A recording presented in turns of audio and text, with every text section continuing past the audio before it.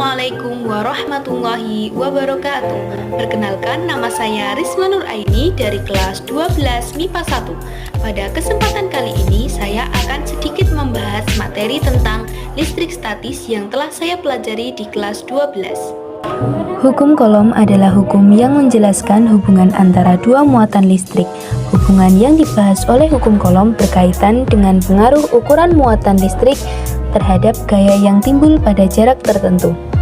Hukum Coulomb dapat dicari dengan menggunakan rumus F sama dengan K dikali H1 dikali H2 per R kuadrat. Nah teman-teman, selanjutnya kita akan membahas mengenai medan listrik. Medan listrik adalah daerah di sekitar muatan listrik yang masih dipengaruhi oleh gaya listrik.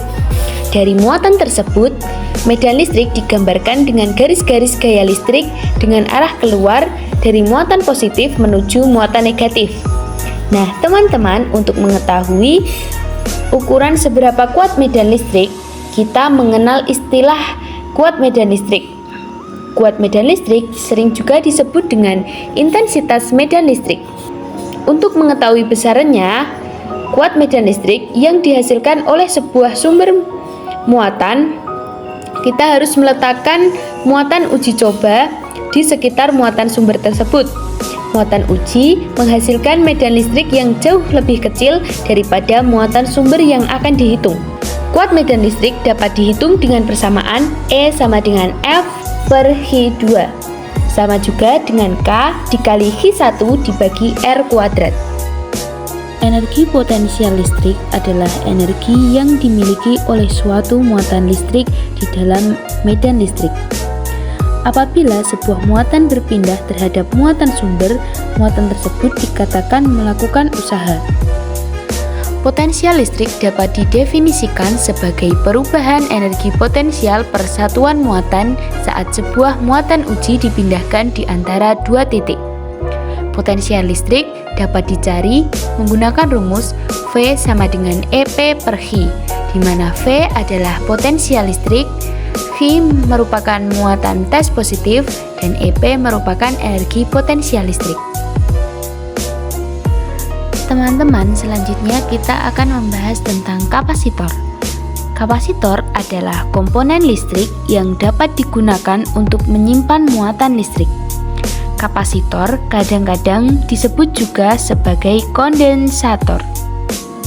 Susunan-susunan kapasitor. Yang pertama yaitu susunan seri. Beberapa kapasitor yang dihubungkan berderet disebut dengan susunan seri.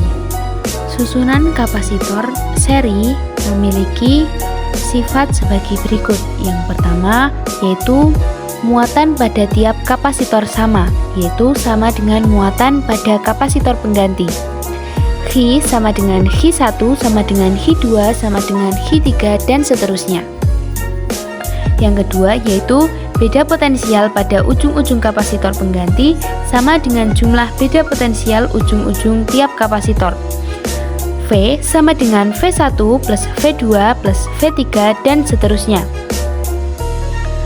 Besar kapasitas pengganti seri C atau CS dapat dihitung dengan persamaan 1 per CS sama dengan 1 per C1 ditambah 1 per C2 ditambah 1 per C3. Yang kedua yaitu susunan paralel. Pada susunan paralel, kapasitor mempunyai sifat-sifat sebagai berikut. Yang pertama yaitu beda potensial tiap-tiap kapasitor sama, yaitu sama dengan potensial sumber.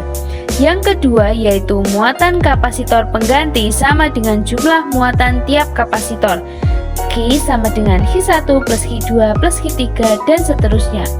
Besar nilai kapasitor pengganti paralel atau CP sebagai berikut, yaitu CP sama dengan C1 plus C2 plus C3 dan seterusnya. Aplikasi listrik statis dalam kehidupan sehari-hari. Yang pertama yaitu saat kita mendekatkan balon ke dekat rambut kita, maka rambut kita akan berdiri. Yang kedua yaitu saat kita menggosokkan mistar plastik ke kain wol. Kemudian kita dekatkan ke sobekan-sobekan kertas, maka sobekan kertas itu akan menempel di mistar plastik.